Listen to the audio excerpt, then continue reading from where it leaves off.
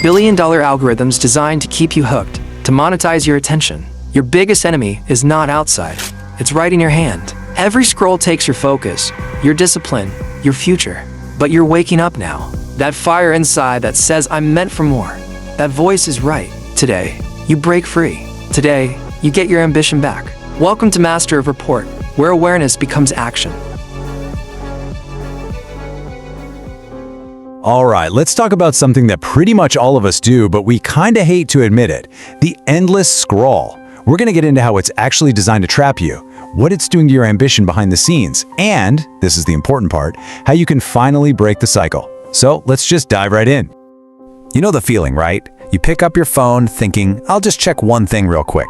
You blink, and suddenly a huge chunk of your day has just evaporated. You can't even remember what you watched, you definitely don't feel happier. In fact, you might feel a little empty. If this sounds at all familiar, trust me, you are not alone. And here is the absolute key thing you need to get.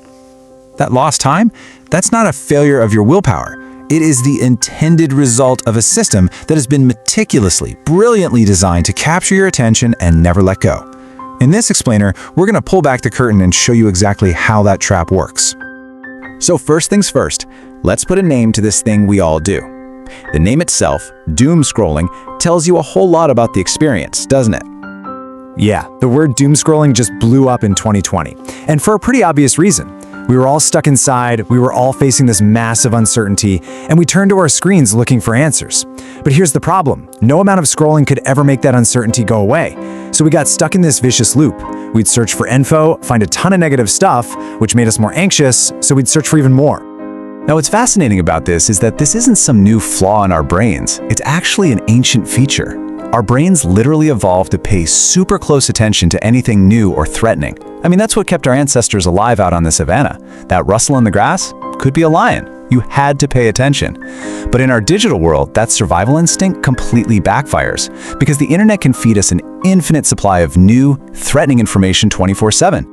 And modern technology just pours gasoline on that ancient fire. I mean, think about it. The evening news, it ends. Your phone, it's always in your pocket. The feed is literally bottomless.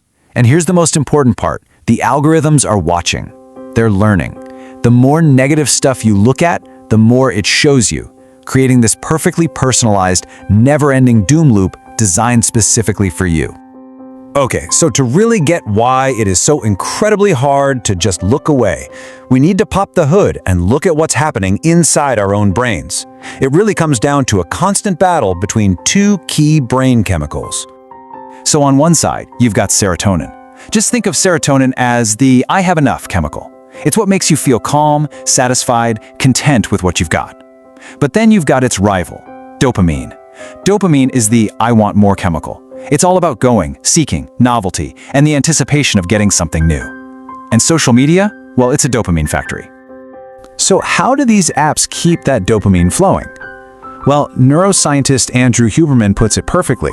He says the most powerful way to get anyone or any animal hooked on a behavior is through what's called intermittent random reward. Basically, you don't know when you're going to get the reward, you just know it might be coming soon. And that right there is the core mechanic of all addiction. And this is the perfect analogy for it. Every single time you refresh your feed, every time you swipe up for the next video, you are pulling the lever on a digital slot machine. Yeah, most of what you see is kind of junk, but every once in a while, bam, you see something totally shocking or hilarious or fascinating. And that little hit of dopamine, that's the jackpot. And it's just enough to make you pull that lever again and again and again. Okay, so we get it, it's addictive. But what's the real cost here? I mean, this isn't just about wasting a few hours. This entire cycle is actively chipping away at our ability to build the lives we say we actually want. It's a silent ambition killer. Think about it like this. The constant little dopamine hits give you a feeling of fake achievement, which makes the really hard work of real achievement feel, well, way too hard. We're constantly comparing our messy, real lives to someone else's perfectly curated highlight reel, and that's just a recipe for demotivation. It gets rid of boredom, which is actually where our best ideas come from. And maybe worst of all, it tricks us into just watching other people live out their dreams, turning our own dreams into passive entertainment instead of a plan for action. Now, this constant overstimulation, it doesn't just mess with your head. over the long haul, it can actually physically change your brain's reward system. And this leads to a pretty frightening condition that experts are starting to see more and more often. So let's just walk through this path. You start out in a normal state. You have a normal amount of dopamine receptors, so everyday things like reading a book or going for a walk feel good. Then comes overstimulation.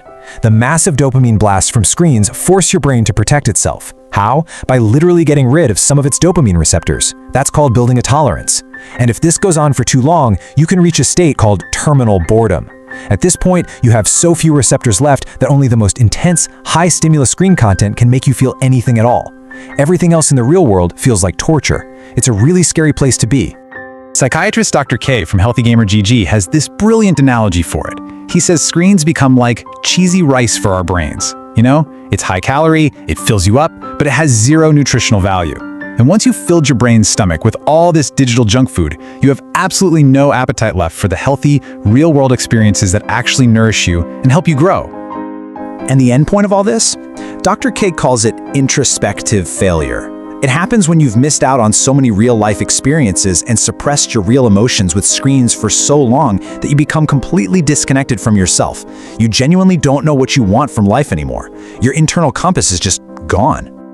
Okay, I know that all sounds pretty grim, but the point of this isn't to scare you, it's to arm you. Because understanding how the trap works is the very first step to dismantling it.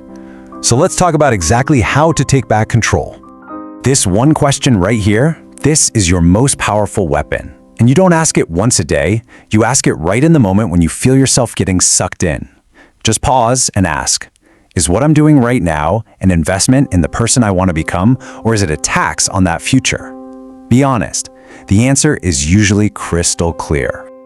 All right, here is a simple 5-step plan you can literally start using today. Number 1, check in. Seriously, every 10 minutes or so, just ask yourself, do I feel better or worse than when I started? Let that feeling be your guide. 2, set limits. Use a timer. Set it for 15, maybe 20 minutes. When it dings, you're done. No excuses. 3, earn it. Don't let scrolling be the default. Make it a reward for doing one small real-world thing first. 4, replace. You gotta have a go-to alternative. When that urge to scroll hits, just read one page of a book or do 10 push-ups. Anything. And 5, curate. Be ruthless. If an account makes you feel bad about yourself, unfollow it. Period. You have to protect your own mental space. Because at the end of the day, your life, your ambition, your dreams, your entire potential, it can't be contained inside the pixels of a tiny screen. It needs your full attention, your full presence, out here in the real world. You weren't born to be a spectator watching somebody else's life. You were born to build your own. And the very first step you can take, right now, is to start building a healthier relationship with that device in your pocket. It's time to stop giving your future away. Put the phone down. Take one real action today, even a small one, and watch how your ambition comes back to life. If this message woke you up, subscribe to Master of Report. On this channel, we share powerful education across all realms: mindset, success, personal growth, and life mastery for our community. Before you go, answer this for yourself. What will your life look like if you keep scrolling every day? And what could it become if you start taking action instead? Which choice are you making today? Your future starts now.